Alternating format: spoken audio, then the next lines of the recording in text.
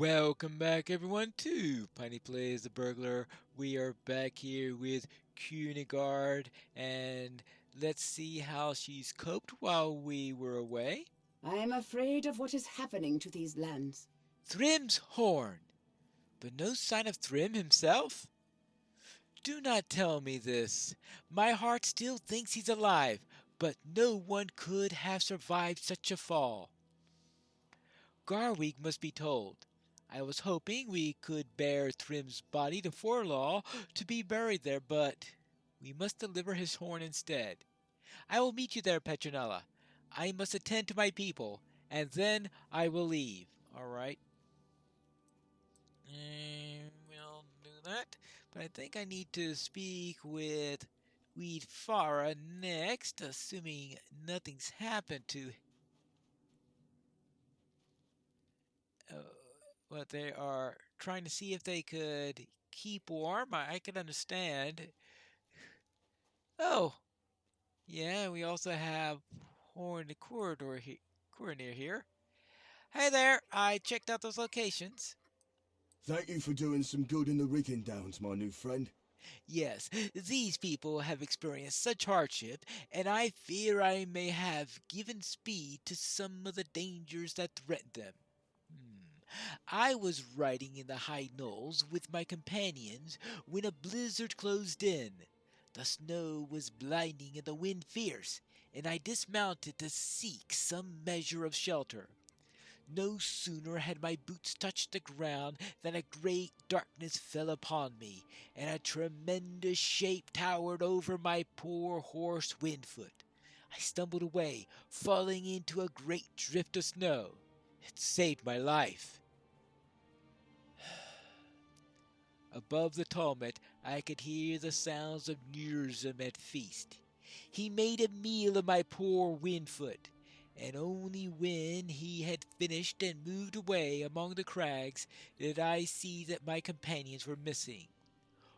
Of Leodwig there was no sign, but I do not think Harding's son was spared. I made my slow way by foot back here to Schulfig, but if he were alive, he would have done the same. That's my tale. I hope only that Nurzim is not drawn here by my presence to threaten the people of Schulfig. You slept through the battle, I guess? Yeah, he must have slept through that little battle that we just had. Well, what do you say, Corden? This creature Nurzum must be of enormous size. Oh, I can guarantee that. I would say he's about 2 meters at the knee. Yes, I listened to Weedfar's tale, as you can see, but it raises more questions than I had before. This Nurzum must be of enormous size if he can overpower a horse of Rohan. He must be clad in thick fur to move comfortably in the midst of such a snowstorm as Weedfire related. Whether his attack was caused by need or sport is unclear to me, but the size of his appetite is less mysterious. It's large and not easily sated.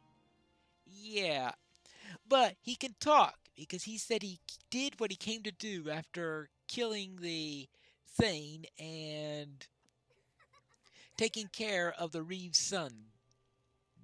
I believe Nurzum to be a large snow beast of the sort that frequents the misty. Oh no, he's not a snow beast. Where were you during the attack, Corden? How he came to this area of Rohan, I cannot guess. Where's Gleowina? I have not seen him since we arrived. If dangers such as this Nurzum stalk Wildermore, we should stay together for safety. I hope Gleowina had not thought to leave Schulfig. Maybe he didn't arrive till Schulfig afterwards. That's the only thing I can say. Well then, let's see. Find Gleowina. He's got to be here somewhere, right? Well, let's see if we could find him. Oh, look at there. I think I spotted a minstrel. Hello there. There is no fool like an old man thinking to rediscover the joys of his youth. What happened to Wildemore in the years since I left? The land of my childhood was a sunny place of fields and blue rivers, not this den of relentless sorrow. It was not home to such terrors as this monstrous Nearsum, bringing death so quickly and without warning. What happened to the land I remember? Ah, pay no attention to an old, sad man, Petronella. I will not despair. My concern must not be that these troubles have happened to my childhood homeland. It must be that these troubles could move south and threaten the rest of Rohan. We will help the people of Wildemore, and by helping them, we will help even Theoden King, though he ask not nor trust such help. Thank you for this talk, my friend. I just needed to hear these things loud. Right. Okie dokie. Now, let's see. Back to Horn. I found our missing minstrel. Sometimes that is all it takes, is it not? Time? So, Time to think? Glewin's time to himself helped him to find some measure of peace? I'm glad. Sometimes that's all it takes. Time to think. It could be like that for one of us, only to return renewed with greater purpose. I hope it is so. Yes, I'm glad Glewin is feeling better. What should we do now? That's a good question. Rohan cannot have a Wildemore-shaped gap in its northern defences. While you were away, I spoke to some of the townspeople. Their accounts differ in many respects. Nersum's height and description, believe me, he is 2 meters at the knees. Yes, his height and description, and the time at which he first appeared, and places he seems to haunt. All of these differ. Everyone seems to agree on 2 points. First, that Nersum is dangerous and must be destroyed if Wildemore is to survive. And second, Reeve Garwick seems completely incapable of dealing with this threat. Okay, that's a problem. I hope this is not so, but if it is true that the Reeve of Wildemore cannot protect his people, something must be done. Theoden King will need all of his allies in the days ahead, even if he does not see it, and Rohan can't have a Wildemore-shaped gap in its northern defenses. Reeve Garwig makes his home in the town of Forlaw, to the south of Schulfig, on the southernmost tip of the Asingmere. Let us travel to the mead hall and see what plans he has made for combating Nersum and aiding his people. Well, considering what just happened to his son and grandsons, I'm not going to make any bets on him doing anything useful. Ah, this must be Forlaw. And maybe we could find some clue about our missing person? I wonder if the barber knows anything. Hello there. Have you seen a man wearing a red gem anywhere? Hello there. Yes, I saw this man that you seek. He was just here and very ill of temper. I did not like the look of him, and I liked his coins even less.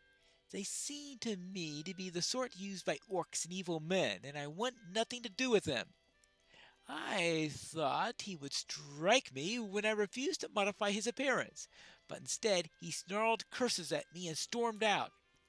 I would not repeat those foul words, but one sounded more like a place than an insult. Kadar Golnoch, he said. And take this name with you if you find it useful, and beware of this man you seek. I feel certain he will be very dangerous if pressed into a corner. Kadar Golnoch. Thank you. Kanargoduk. That sounds like the location where I had found Thrym's horn. So I didn't see any sign of him, though it's possible he fled the area, because we know what happened to the last time he dealt with orcs. He doesn't seem to have too many friends, even amongst his friends. Ooh. Hello, Bingo. How are you doing? Some people here saw a man with a red gem visit the barber in town. Yes, I was just at the barber, and yeah, she says that he's already been off. Alright, well, so much for that. Now, let's see, we need to speak with the Reeve. Yeah, let's speak with the Reeve. I have found the Reeve, and I've also found Kuniberg. Hello there. It is a sad thing to watch your lands die. More dead. And you witnessed it all, stranger? News of your deeds has reached me, and I honor you for fighting alongside my son Garcig. More and more die ever since this cold has set in, and now Garcig, Thrym, Grimgar, Hunbold, and Kunigar, a Thane. Thrym was like a son to me, and I will keep his horn to honor him until the end of my line. I name it Winter's Horn, until a hero of Thrym's ilk can claim it again.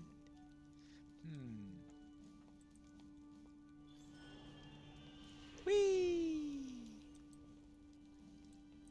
Where are my warriors? All that remain in my hall are orphans and widows. Harding sent men to me, and they were unable to provide any assistance at all. They got themselves eaten, or crushed, or lost in the snow, and worse than that, the survivors crawled back to my villages, bringing their rumbling bellies and broken limbs with them. They are of no use to anyone. Where are my warriors? Where are the strong men of Rohan? Dead, or gone, or weakened by the cold and by hunger. All that remains in my halls are orphans and widows. They call me the Lord of Widows and Orphans. Did you know that? Me, Garwig, son of Koligar, Reeve of Wildermore. You cannot face Nurzim, but if you're willing to help here, there is no shortage of foes seeking to destroy my people. The Urukai have secretly been bringing supplies near to Forlaw, along the shores of the Isingmere. Defeat them and burn the barrels of supplies they have brought with them. Do this, and you may forestall the end. For a time. Only. For a time. You're going to deal with supplies and deal with Urukai. It's a sad thing to watch your lands die. No, I'm not doing family history. I wonder here. These lands were once so fair. Actually, as a burglar, I might be able to do it without getting killed. Yes, so much death. My family drowns in it, Petronella. I would give anything to see my fallen sons and grandsons alive once more. When the snows first started, 3 of my grandsons rode out into the Risen Downs and were killed by an unknown creature. The rumors of their killer did not live up to the creature's true form, the giant that murdered the men of Schulifig. This was many weeks ago, and now there are memorial flames marking the places where their bodies were found. Will you light the flames for me? I am too old, too broken-hearted to ride out. Alright, I'll see what I can do, but make no promises there considering my record with that particular quest. It's a sad thing to watch your lands die. So much death. I decide I'll go and collect some orc heads and some wooden stakes, I guess. Alright, well, I'll see if that does anything to liven his spirits. Yeah, right. I seem to have found the Urukai. An infiltrator. How much do these have on them?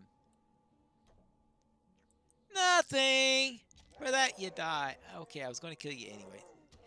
But that's aside the point.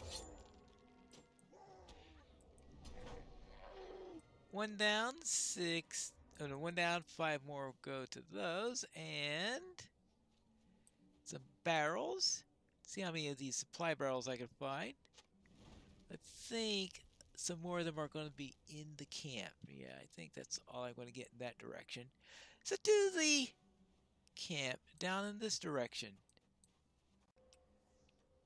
Not quite in the camp yet, though we've got 2 of these. Now, they seem to be doing some mutual protection here. Is it possible to get just one? What I'll do is I want to get one and... Actually, what I'll do is... riddle that one. That way, but I want to pull it away from the other one. Hey, look at this. I get a 6, and he disarms me.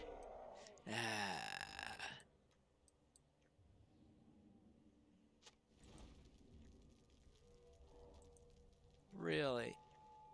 They're just so rude sometimes. Rude! Rude! And dead. Now to the camp. No one's about, so let's quickly light the beacon.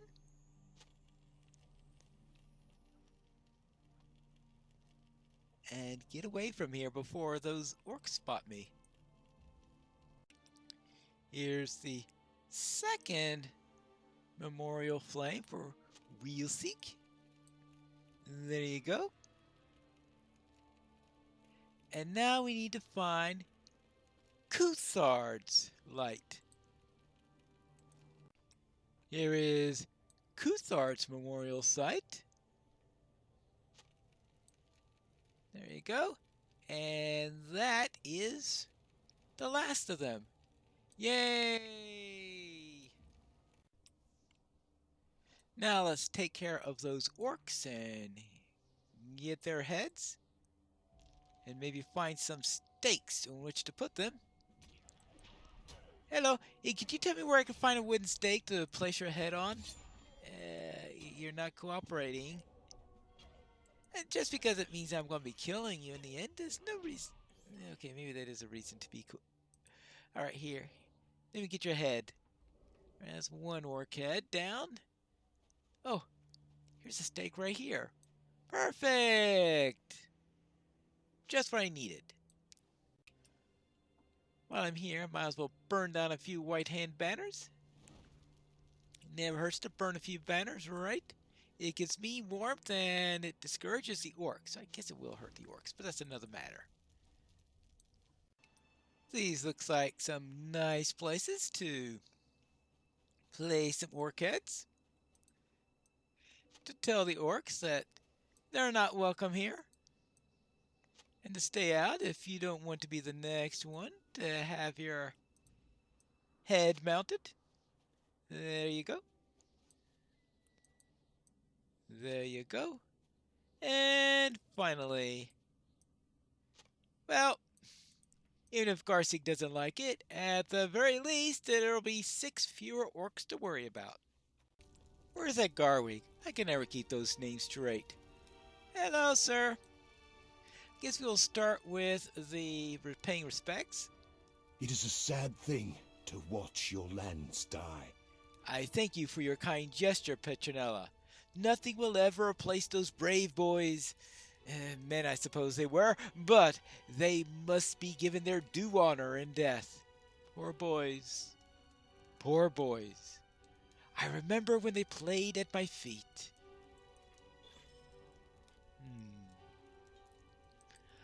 Also, I killed a few more orcs out there. The White Wizard has taken everything from us. I'll be glad to see our roads lined with the heads of those who helped to murder my kin. 1,000 curses upon the brutes who did this. The giant and the orcs and Saruman who leads them all with his white hand upon their helms. Ooh, apparently he's not a friend of Saruman's, that's for sure. And what else? Oh yes, the orcs. What sort of life is this? You did as I asked? Good. Though it be one small drop in a sea to need.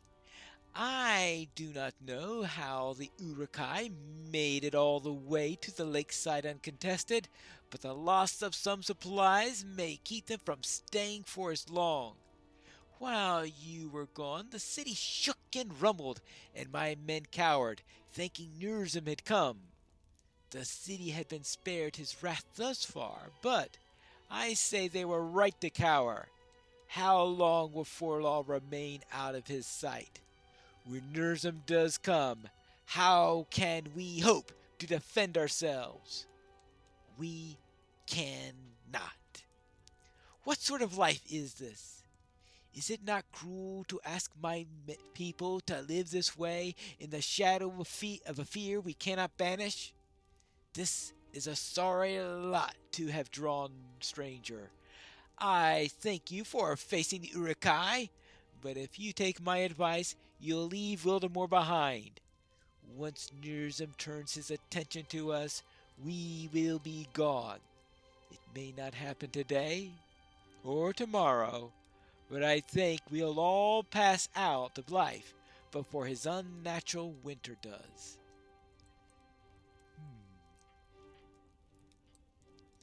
Well, well, well.